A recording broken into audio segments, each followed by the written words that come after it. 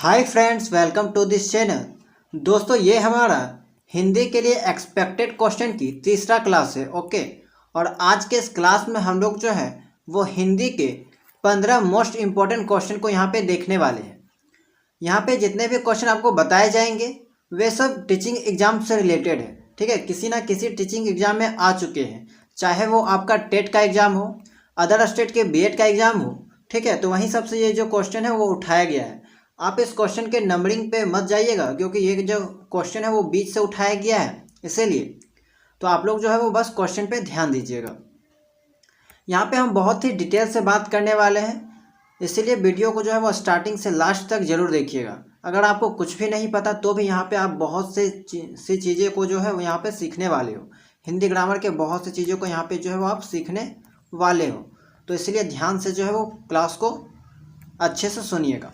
चलिए, पहला क्वेश्चन है कि निम्नलिखित में मौखिक अभिव्यक्ति का रूप है। देखिए, यहाँ पे जो भी क्वेश्चन आपको बताया जा रहा है, हो सकता है यही सब क्वेश्चन जो है वो आपको देखने को मिल सकता है आपके बीएड एंट्रेंस एग्जाम में, या फिर इसी टाइप का क्वेश्चन जो है वो आपको देखने को श्योर है मिलेगा। ओके, या डिट्टो जो है वो क्वेश्चन यहाँ से उठा लिया जा सकता है। तो चलिए, निम्नलिखित में मौखिक अभिव्यक्ति का रूप है शुद्ध वर्तनी, श्रुतलेख, आशुभाषण, सुलेख। तो यहाँ पे मौखिक अभिव्यक्ति के बारे में बताया गया है। तो श्रुति लेख जो होता है वो तो लिखित होता है, शुद्ध वर्तनी ये सब जो है वो लिखित होता है, लेकिन मौखिक अभिव्यक्ति के रूप में ऑप्शन नंबर 2 जो है वो यहाँ पे करेक्ट हो जाएगा। अब बहुत से लोगों को ये नहीं पता होगा कि मौखिक अभिव्यक्ति किसे कहते हैं। तो देखिए, मनुष्य जब अपने विचारों को दूसरे के समक्ष रखने के लिए भाषा को बोलकर प्रयोग करता है। ठीक है, मनुष्य क्या है, जब अपने विचारों को दूसरे के समक्ष रखने के लिए भाषा को बोलकर प्रयोग करता है तो उसे हम लोग जो है वो मौखिक अभिव्यक्ति कहते हैं। साधारण सी बात है, किसी को अगर हम कुछ कहना चाहते हैं, अपने विचार जो है वो व्यक्त करना चाहते हैं, तो उसको कैसे समझाएंगे? बोलकर ही ना समझाएंगे, भाषा को बोलकर समझाते हैं, तो उसी को हम लोग जो है वो मौखिक अभिव्यक्ति कहते हैं। ओके। अब आशु भाषण क्या होता है? तो आशु भाषण में क्या होता है कि इसमें भाषणकर्ता, ठीक है, जो बोलता है, को भाषण के ठीक पहले ही भाषण का विषय दिया जाता है और भाषणकर्ता को तुरंत ही सोच विचार करके उसमें बोलना पड़ता है। ओके, तो आशु भाषण का मतलब क्या हुआ कि इसमें जो है वो भाषणकर्ता को, यानी कि बोलने वालों को, भाषण के ठीक पहले ही भाषण का विषय दे दिया जाता है और भाषणकर्ता को तुरंत ही सोच समझकर उस पर जो है वो बोलना पड़ता है। तो आई होप कि आपको ये जो है क्वेश्चन समझ में आ गया होगा। नेक्स्ट क्वेश्चन है, देखिए ये क्वेश्चन आपके एग्जाम के लिए मोस्ट इम्पॉर्टेंट है कि हिंदी भाषा की बोलियां हैं। ठीक है, 15, 18, 22, 25। तो यहाँ पे आपका जो है वो राइट आंसर हो जाएगा, हिंदी भाषा की जो है वो 18 बोलियां हैं। अब यहाँ पे कन्फ्यूजन वाला ये बात है कि बहुत से लोग यहाँ पे 22 भी टिक कर देते हैं। तो यहाँ पे हम आपको बता दें कि हिंदी भाषा में जो है वो 18 बोलियाँ हैं। ओके। और अगर हम यहाँ पे और एक क्वेश्चन आपसे पूछा जा सकता है कि हिंदी भाषा में कितने उपभाषा हैं, तो उसका आंसर हो जाएगा 5। हिंदी में जो है वो 5 उपभाषाएं हैं। कौन कौन? पूर्वी हिंदी, पश्चिमी हिंदी, बिहारी हिंदी, राजस्थानी हिंदी, पहाड़ी हिंदी और दक्षिणी हिंदी। ठीक है, तो दक्षिणी हिंदी को यहाँ पे आपको नहीं लेना है, इसको छोड़ के जो है यहाँ पे 5 भाषाएँ जो है, यानी कि हिंदी के 5 उपभाषाएँ होती हैं। और चीज़ यहाँ पे आपको याद क्या रखना है कि संविधान की 8वीं अनुसूची में कुल 22 भाषाएं हैं। ठीक है, संविधान की 8वीं जो अनुसूची है उसमें जो है वो कुल 22 भाषाएं हैं। हिंदी साहित्य में 22 बोलियां नहीं, 22 भाषाएं होती है। ठीक है, तो आपको यहाँ पे कंफ्यूज नहीं होना है। अगर आपको पूछा जाए कि हिंदी भाषा में जो है वो कितनी बोलियां होती हैं, तो आपको करेक्ट करना है 18। अगर आपसे पूछा जाए कि हिंदी भाषा में कितनी भाषाएं होती हैं, तो आपको तब बोलना है 22। ठीक है, हिंदी भाषा के अंतर्गत कितनी भाषाएं आती हैं, तो 22, और हिंदी भाषा के अंतर्गत कितनी बोलियां होती हैं, 18। ये चीज़ में जो है वो आप लोग को ध्यान से नोट कर लीजिएगा। नेक्स्ट क्वेश्चन है, सामाजिक शब्द में मूल शब्द और प्रत्यय है, तो आपको यहाँ से पता लगाना है कि कौन सा जो है वो करेक्ट है। तो समाज प्लस एक, ऑप्शन बी जो है वो यहाँ पे करेक्ट हो जाएगा। देखिए, सामाजिक को अगर हम लोग अलग करेंगे, ठीक है, इसको जो है वो यहाँ पे तोड़ेंगे, तो समाज प्लस एक, यानी कि इसमें जो है वो एक प्रत्यय लगा। अब एक प्रत्यय से लगने वाला कुछ और एग्जाम्पल देख लेते हैं, जैसे कि शारीरिक, शरीर प्लस एक, नैतिक, नीति प्लस एक, धार्मिक, धर्म प्लस एक। ठीक है, तो एक से जो है वो यहाँ पे ये सब शब्द आते हैं जिसमें एक प्रत्यय जो है वो उपयोग किया जाता है। तो ये सब क्वेश्चन भी आपको देखने को मिल सकता है इसी से रिलेटेड। नेक्स्ट क्वेश्चन है, तद्भव पत्रिका के संपादक का नाम है। दोस्तों यहाँ पे आप लोग तद्भव देख कर कन्फ्यूज नहीं होइएगा कि यहाँ पे तद्भव और तत्सम के बारे में बोला गया है। इस क्वेश्चन में तद्भव जो है वो एक पत्रिका का नाम है। ठीक है, वास्तव में यह एक मैगजीन का नाम ही है। ओके, तद्भव नाम का एक मैगजीन है और उसका जो संपादक का नाम यहाँ पे आपको पूछा गया है, तो यहाँ पे इसका राइट आंसर हो जाएगा अखिलेश। ओके, तद्भव पत्रिका के संपादक का नाम जो है वो अखिलेश है। देखिए, यह जो पत्रिका है वो एक मासिक पत्रिका है, यानी कि मंथली मैगजीन जो आता है ना, तो उसी को हम लोग जो है वो हिंदी में मासिक पत्रिका कहते हैं। और यह कहाँ प्रकाशित होती है, तो यह जो है वो यूपी के लखनऊ में प्रकाशित होती है। ठीक है, यूपी जो राज्य है उसका राजधानी लखनऊ, तो लखनऊ में ये जो है वो यहाँ पे प्रकाशित होती है। इसके अलावा आपको यहाँ पे क्या याद रखना है, लीलाधर जगूरी, लीलाधर जगूरी के कुछ रचनाएं हैं। इन्होंने भी बहुत सारी रचनाएं की हैं और बहुत से क्षेत्र में इनकी रचनाएं हैं। जैसे कि अगर हम बात करें कविता संग्रह में, तो शंखमुखी, शिखरों पर नाटक, ठीक है, इस यात्रा में, रात अभी भी मौजूद है, तो ये सब जो है वो शीर्षक नाम का जो है वो यहाँ पे ये कविता संग्रह की रचनाएं की हैं। वहीं अगर नाटक में बात करें तो पांच बेटे नामक एक नाटक है, इन्हीं की रचना है। गद्य की बात करें तो मेरे साक्षात्कार, ये भी इन्हीं के द्वारा रचित है। तो ये सब चीज़ें आपको यहाँ पे याद रखनी है, ये सब क्वेश्चन भी पूछा जा सकता है। नेक्स्ट क्वेश्चन है कि 12 बरस लो कुकर जीवे, अढ़ू 13 लो जिए शिकार, यह पंक्ति किसकी है। तो दोस्तों यहाँ पे जो है वो चार ऑप्शन दे रखा है, विद्यापति, जगनिक, नरमती, नरपति नाल और चंद्रवरदाई। तो यहाँ पे आपका राइट आंसर हो जाएगा जगनिक। ठीक है, यह जो पंक्ति है वो जगनिक की है और ये कहाँ से ली गई है, तो एक रचना है इनका परमाल रासो। ठीक है, परमाल रासो रचना है और इसी जगह से जो है वो इस पंक्ति को लिया गया है।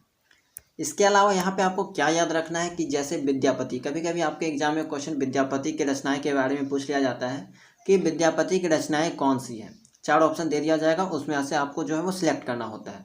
तो इसके जो कुछ महत्वपूर्ण या फेमस जो है, ठीक है, प्रसिद्ध रचनाएं, कृति कला, कृति पताका, ठीक है, कृति कला और कृति पताका जो है इसकी कुछ प्रमुख रचनाएं हैं।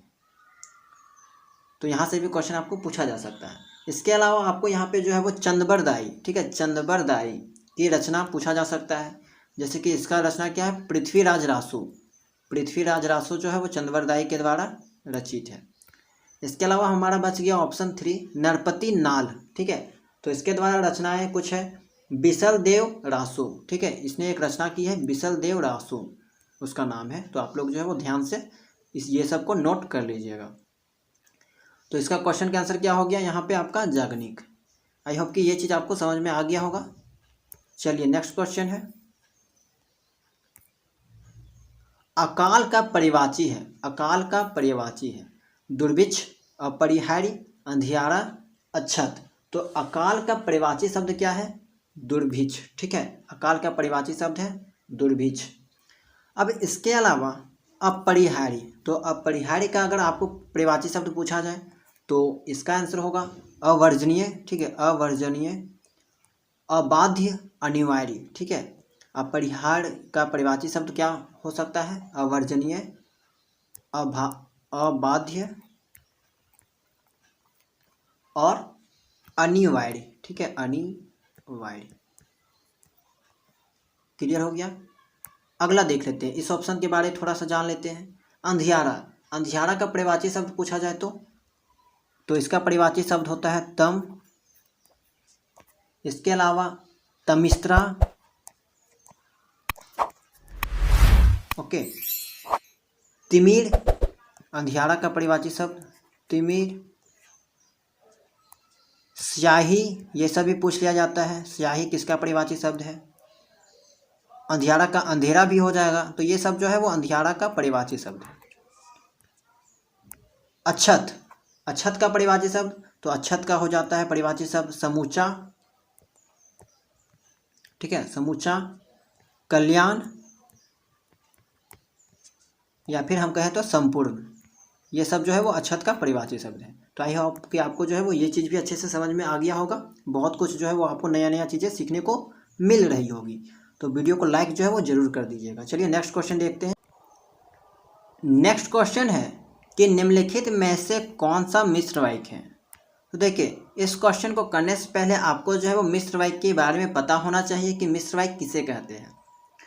तो ध्यान दीजिएगा कि जिस वाक्य में एक से अधिक वाक्य मिले हो, ठीक है, एक से अधिक वाक्य जो है वो मिले हो, किंतु एक प्रधान उपवाक्य हो तथा जो शेष बच जाता है वो सब क्या है, आश्रित उपवाक्य हो, ठीक है। तो यहाँ से इसे पता लगा सकते हो कि एक प्रधान उपवाक्य और शेष जो है वो आश्रित उपवाक्य होना चाहिए, ठीक है। मिश्र वाक्य पहचानने का यह भी एक तरीका है कि जो है वो एक प्रधान उपवाक्य होगा और शेष जो है वो आश्रित उपवाक्य होगा, और इन दोनों को जो है वो एक योजक चिन्ह द्वारा जोड़ा जाता है। तो देखिए, अध्यापकों के सम्मुख छात्र पढ़ते हैं, अध्यापकों के सम्मुख छात्र पढ़ते हैं, तो यह जो है वो एक सरल वाक्य हो गया। सेकेंड है, क्या अध्यापकों के सम्मुख छात्र पढ़ते हैं, तो यह भी जो है वो एक सरल वाक्य हो गया। तीसरा चेक करते हैं, अध्यापक देखते हैं कि छात्र पढ़ते हैं। तो देखिए, अध्यापक देखते हैं कि छात्र पढ़ते हैं, ये आपका जो है वो यहाँ पे मिश्र वाक्य हो गया। ओके, अध्यापक देखते हैं, ये आपका प्रधान उपवाक्य हो गया, और छात्र पढ़ते हैं, ये आपका जो है वो एक आश्रित उपवाक्य हो गया। और ये किस पे आश्रित है, इस प्रधान पे। ओके, अब इसको जो है वो एक योजक चिन्ह यानी कि की के द्वारा जोड़ा जा रहा है, तो यह जो है वो हमारा एक तरह का मिश्र वाक्य हो जाएगा। फोर्थ वाला कौन सा वाक्य है, तो छात्र पढ़ते हैं और अध्यापक उन्हें देखते हैं, तो ये जो है वो हमारा संयुक्त वाक्य हो जाता है, ठीक है, संयुक्त वाक्य।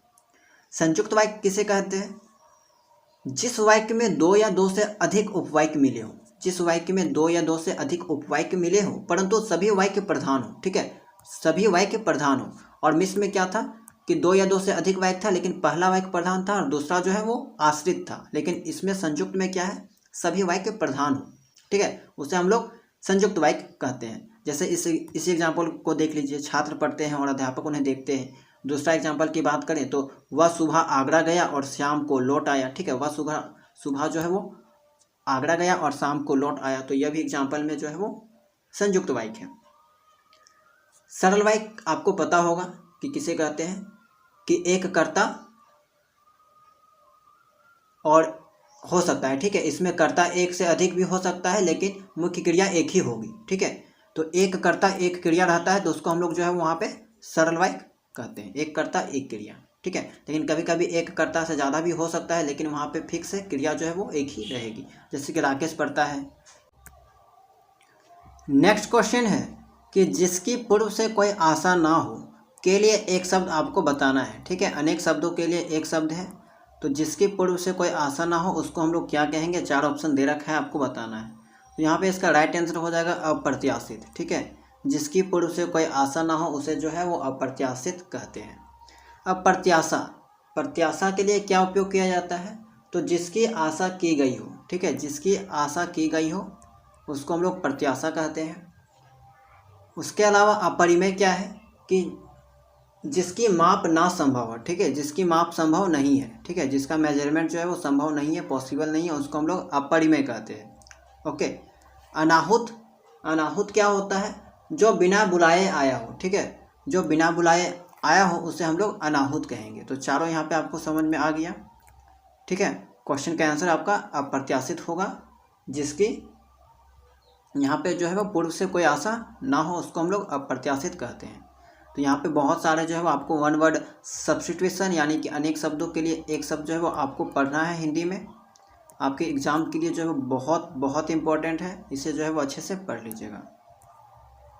नेक्स्ट क्वेश्चन है, मुझसे उठा नहीं गया वाक्य में वाच्य है, कर्तृवाच्य, भाववाच्य, इनमें से कोई नहीं, कर्मवाच्य। तो मुझसे उठा नहीं गया, ठीक है, तो यहाँ पे जो है वो आपको भाववाच्य राइट आंसर हो जाएगा, ठीक है। सबसे पहले यहाँ पे हम लोग समझते हैं कि कर्तव्यवाची किसे कहते हैं। ठीक है, कर्तव्यवाची किसे कहते हैं? जहाँ क्रिया का संबंध सीधे कर्ता से हो, जहाँ क्रिया का संबंध जो है वो सीधे कर्ता से हो। जैसे कि एग्जाम्पल ले लेते हैं, रोहित क्रिकेट खेलता है। ठीक है, तो देखिए रोहित हो गया कर्ता, खेलता है क्रिया, तो क्रिया का संबंध सीधा जो है वो कर्ता से है, तो इसको जो है वो यहाँ पे कर्तव्यवाची हो जाएगा। ठीक है, कर्तव्यवाची यहाँ पे हो जाएगा। ये चीज़ समझ में गए। कर्मवाची किसे कहते हैं? तो जहाँ क्रिया का संबंध सीधे जो है वो कर्म से हो। जैसे कि राम के द्वारा क्रिकेट खेला जाता है। ठीक है, राम के द्वारा क्रिकेट खेला जाता है, तो यहाँ पे क्या हो गया?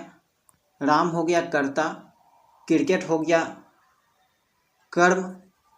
ठीक है, तो कर्म का सीधा संबंध यहाँ पे जो है वो आपका कर्ता से हो जाता है, तो इसलिए यहाँ पे जो है वो कर्मवाची होगा। लेकिन इस क्वेश्चन के अकॉर्डिंग जो है वो यहाँ पे क्या होगा? मुझसे उठा नहीं गया, वो भाववाची हो जाएगा। भाववाची किसे कहते हैं? जहाँ कर्ता और कर्म की नहीं बल्कि भाव की प्रधानता हो। ठीक है, जिस सेंटेंस में जो है वो कर्ता और कर्म की नहीं बल्कि भाव की प्रधानता हो, उस वाक्य को भाववाची कहते हैं। जैसे कि फॉर एग्जांपल हम दूसरा एग्जांपल लेके समझाएं तो जैसे कि मान लीजिए कि मोहन से क्रिकेट खेला जाता है। ठीक है, मोहन से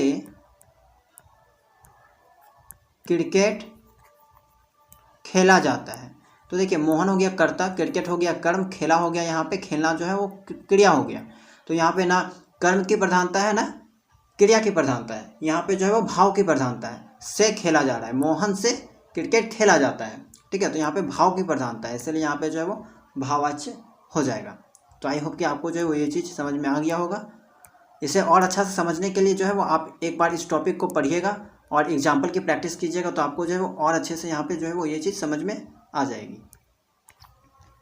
नेक्स्ट क्वेश्चन, निष्कपट शब्द का संधि विच्छेद है, तो यह जो है वो निष्कपट, तो यहाँ पे आपका जो है वो नी ऑप्शन 1 करेक्ट हो जाएगा। ठीक है, और यहाँ पे कौन सा संधि है? तो विसर्ग संधि है, विसर्ग संधि। ओके, विसर्ग का चिन्ह यूज किया गया है, विसर्ग संधि है, नी जोड़ कपट जो है यहाँ पे आपका राइट आंसर हो जाएगा।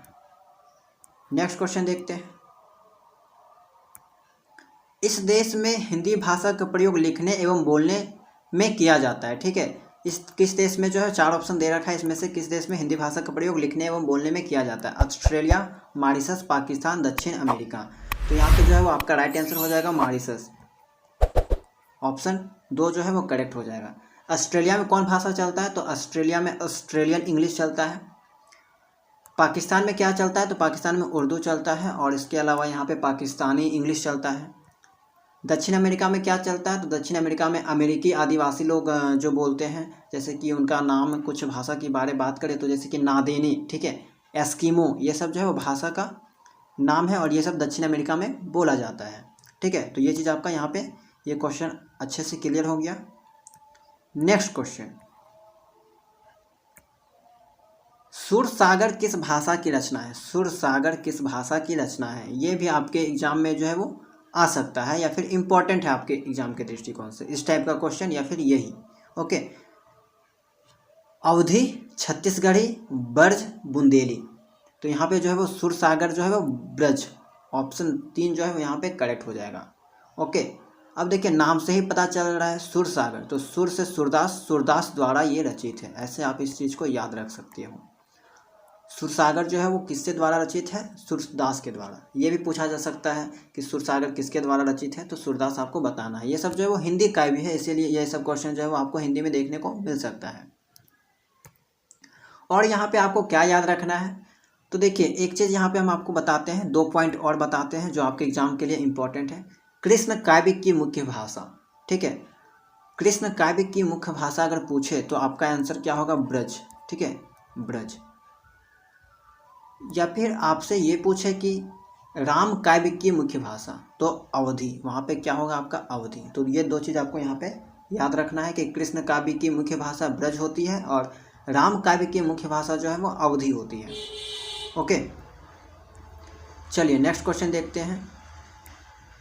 वीरों का कैसा हो वसंत कविता किसकी लिखी है? ठीक है, वीरों का कैसा हो वसंत कविता किसकी लिखी हुई है, ये आपको बताना है। 4 ऑप्शन दे रखा है।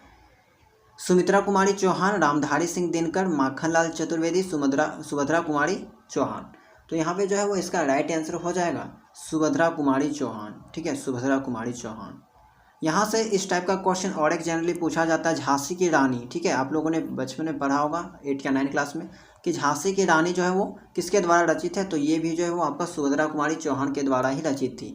ठीक है, वहाँ का भी झांसी की रानी से कोई पंक्ति उठा के ले लिया जाता है और वो भी पूछ लिया जाता है कि वो जो है वो किसकी रचना है, तो आपको यहाँ पे जो है वो सुभद्रा कुमारी चौहान टिक करना है। ओके, चलिए नेक्स्ट क्वेश्चन देखते हैं। क्षेत्रीय में कौन सा विशेषण है? क्षेत्रीय में कौन सा विशेषण है? तो देखिए, गुणवाचक विशेषण, सार्वनामिक, परिमाणबोधक, संख्यावाचक।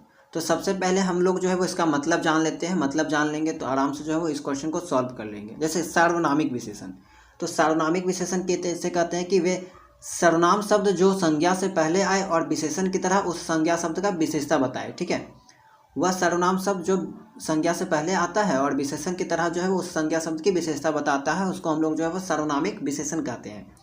फॉर एग्जाम्पल, जैसे कि मेरी पुस्तक,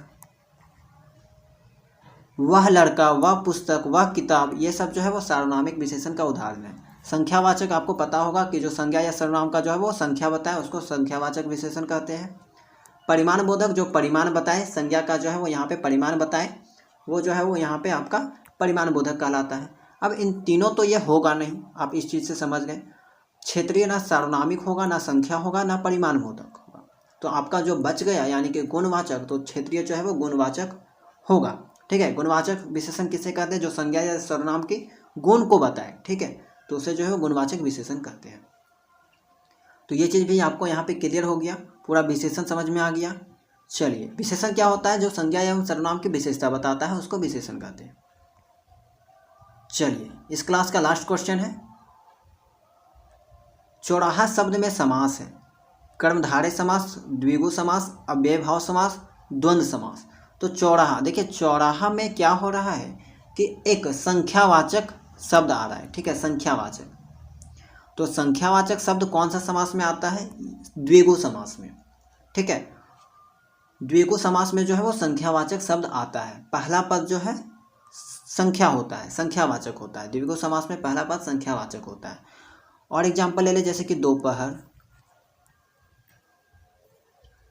त्रिलोक, तो ये सब क्या है? द्विगु समास का उदाहरण है। जिस तरह अव्यय भाव समास में जो है पहला पद अव्यय होता है, उसी तरह यहाँ पे जो है आपका द्विगु समास में पहला पद चौराहा होता है। और ये सब चीज़ों को जो है वो आप अच्छे से एक बार पढ़ लीजिएगा, आपके एग्जाम के जो है वो एग्जाम के पॉइंट ऑफ व्यू से बहुत इंपॉर्टेंट टॉपिक है ये सब। ओके, इसका पहला पार्ट जो है वो हमने पिछले क्लास में कर लिया था। तो आज हम लोगों ने इस क्लास में क्या किया, 15 जो है वो इम्पोर्टेंट क्वेश्चन को किया हिंदी का।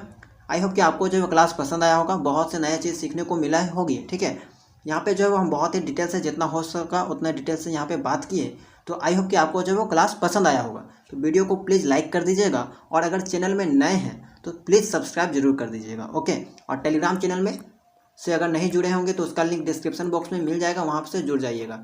वहाँ पे जो है वो ये सब का नोट्स आपको मिल जाता है, PDF वगैरह जितना भी है, इंपॉर्टेंट क्वेश्चन वगैरह वहाँ पे मैं जो है हमेशा अपलोड करता रहता हूँ, इसीलिए जो है वो जुड़ना ज़रूरी है, जुड़ जाइएगा। तो मिलते हैं नेक्स्ट क्लास में।